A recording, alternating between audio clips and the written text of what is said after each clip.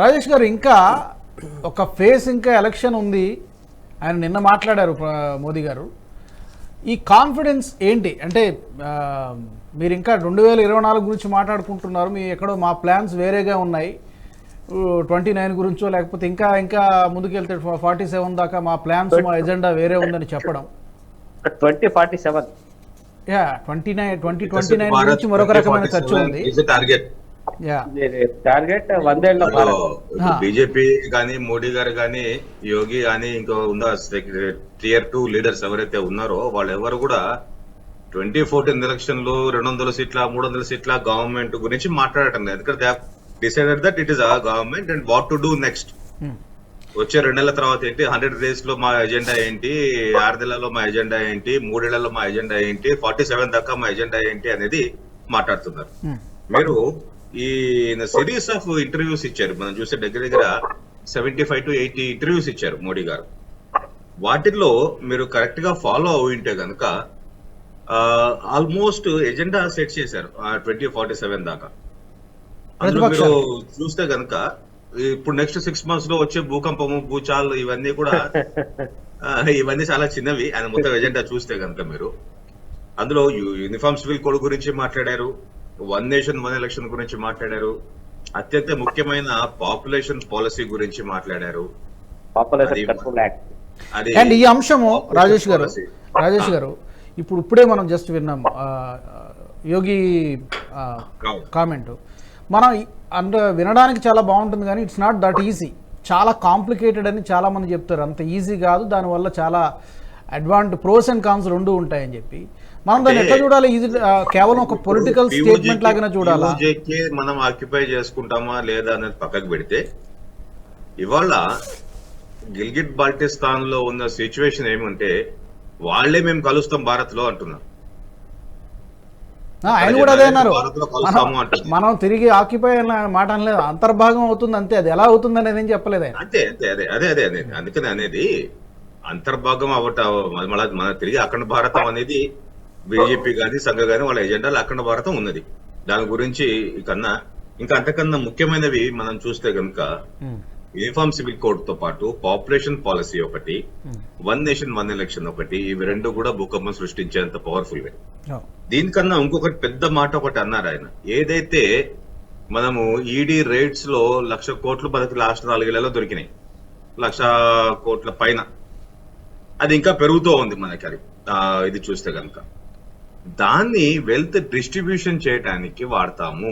ఎవరి దగ్గర నుంచి అయితే ఇప్పుడు కరప్ట్ పొలిటీషియన్ కానీ కరప్ట్ అఫీషియల్ కానీ ఎక్కడి నుంచి అయితే ఆ డబ్బులు వసూలు చేసుకున్నారో తిరిగి వాళ్ళకే ఇచ్చేటట్టు ఒక చట్టం చేస్తాము అన్నారు.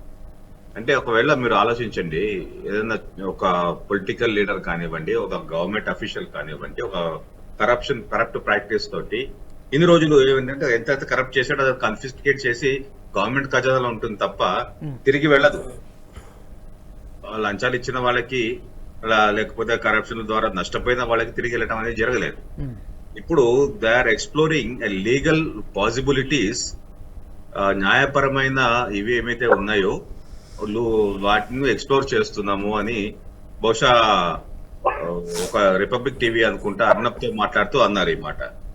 సో ఏదైతే మనము కరప్షన్ ద్వారా జప్తు చేయబడిన ఆస్తులని తిరిగి ప్రజలకు పంచడం, సో అది ఒకవేళ జరిగితే కనుక దట్ ఈస్ వండర్ఫుల్. ఎందుకంటే ఇన్ని రోజులు గవర్నమెంట్ కష్టపడి ట్యాక్స్ కట్టి డబ్బులు పంచుతున్నారు తప్ప ఎవరైతే దొంగతనం చేసి సంపాదించారో ఆ డబ్బులు ఎక్కడ పోతుందో తెలియటం లేదు జనాలకి.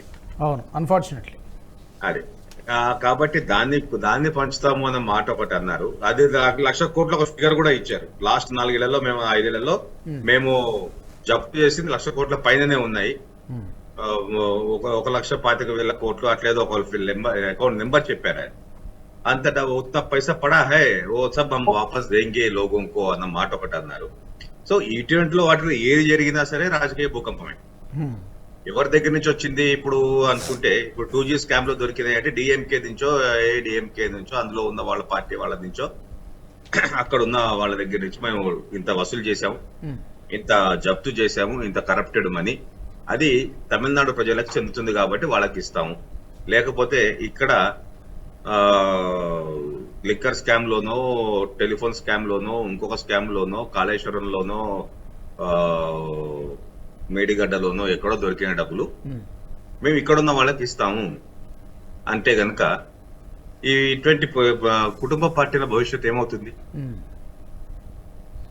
ఓకే, పలానా దగ్గర దొరికింది, మేము పలానా వాళ్ళకి మీకు ఇక్కడ ఇస్తున్నాము. ఇప్పుడు కేజ్రీవాల్ గారు లిక్కర్ స్కామ్ లో కవిత గారు, కేజ్రీవాల్ గారు ఉన్నారు అని చెప్పి అది కేసు నడుస్తుంది. అందులో డబ్బులు దొరికినాయి అనుకోండి, ఆ డబ్బులు ఇక్కడే ఇస్తాము అన్నప్పుడు ఇట్లాంటివి కూడా పెద్ద కుటుంబం చేస్తాం. ఇవే తర్వాత పెండింగ్ కేసెస్ ఏవైతే ఉన్నాయో వీళ్ళందరి మీద పెండింగ్ కేసెస్ ఉన్నాయి, వాటిని ఫాస్ట్ అండ్ చేయాలి. అది అందరూ అడిగేదే. అది ఫాస్ట్ గా జరిగినప్పుడు సత్వర న్యాయం అనేది జరిగితేనే వీళ్ళకి కూడా తెలిసి అది వస్తుంది. యాక్చువల్గా చాలా పెద్ద కంప్లైంట్, చాలా పెద్ద కంప్లైంట్ జ్యుడిషియల్లో మన వ్యవస్థలో ఎప్పటి నుంచో ఉన్నటువంటి ఒక సామాన్యుడు ఆవేదన. అది ఇప్పటికే అది అలాగే జ్యుడిషియల్ రిఫార్మ్స్ చాలా అవసరం. జ్యుడిషియల్ రిఫార్మ్స్ కాకుండా ఉన్నప్పుడు ఈ సత్వర న్యాయం అనేది జరగదు. కాబట్టి జ్యుడిషియల్ రిఫార్మ్స్ అనేది ఒక పెద్ద ఇది తీసుకోవాల్సిన పెద్ద చర్యనే. సో జ్యుడిషియల్ రిఫార్మ్స్ కావచ్చు, ఈ పెండింగ్ కేసెస్, ఈ కరప్షన్ కేసెస్ కి ఇప్పుడు చూస్తే కనుక మీరు దాదాపు ఒక ఇండి కూటమిలో ఉన్న వాళ్ళు కానీ ఇంకోళ్ళు కానీ ఒక 10 మంది పేర్లు తీస్తే టాప్ 10 ఆర్ ఆన్ బెయిల్ మీద బయట ఉన్న వాళ్ళే అందరు సార్. అందరూ అంటే ఒకళ్ళిద్దరు కేసులు పెండింగ్ ఉన్నాయి, వాళ్ళకి బెయిల్ అంటే కేసులు పెండింగ్ ఉన్నాయి. కొంతమంది కేసులు పెండింగ్ ఉన్నాయి, కొంతమంది బెయిల్ లో ఉన్నారు, కొంతమంది పెరోల్లో ఉన్నారు.